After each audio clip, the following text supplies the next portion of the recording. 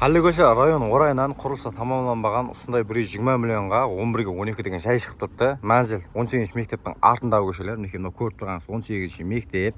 Бұл тараптан келетін болсаңыз, мінекей мына жерде қатара екі этаж жайлар бар. Байекеппеттен келетін болсаңыз кіріп келесіздер. Бірінші көше Тақ көше, екінші көше Ташкент көше, 15-ші үй.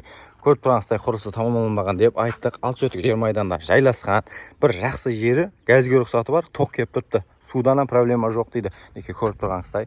Сыртқы көрінісі фундамент 3 қатар тас өрілген, өріліп сабап төбесін бастырып қойыпты. Ат бетінен көрінісін бір көрсетіп жіберемін, кейін ішкі көрінісімен танысып шығамыз.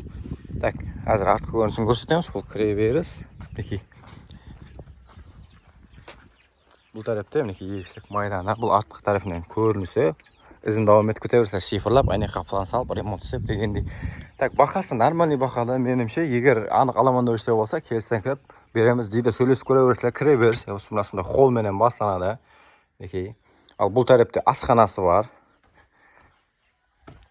Асхананың көрінісін бір көрсетіп жіберейін сіздерге. Фундаментлері жақсы, тас өрілген дедік, көріп, өсін бастырып. Ал бұл тарапта болса, үлкен залы бар. Көше тарапқа қараған екі айна үлкен зал. Көріп тұрғаныздай залы. Ал бұл тарапта болса малый зал бар, кішкентай зал. Бісміллә. Ал бұл тарапта болса детский, болмаса спальный бір бөлме жайласқан. Кімді қызықтырса жоғарыдағы нөмірлерге байланыс сөйлесе бересіздер. Бақасын 120 миллион айтамыз дейді. Келісім бар. Район ішінен осындай құрылысы бітпеген үй іздеп жүргендер болса жоғарыдағы нөмірлерге байланыс сөйлесе бересіздер.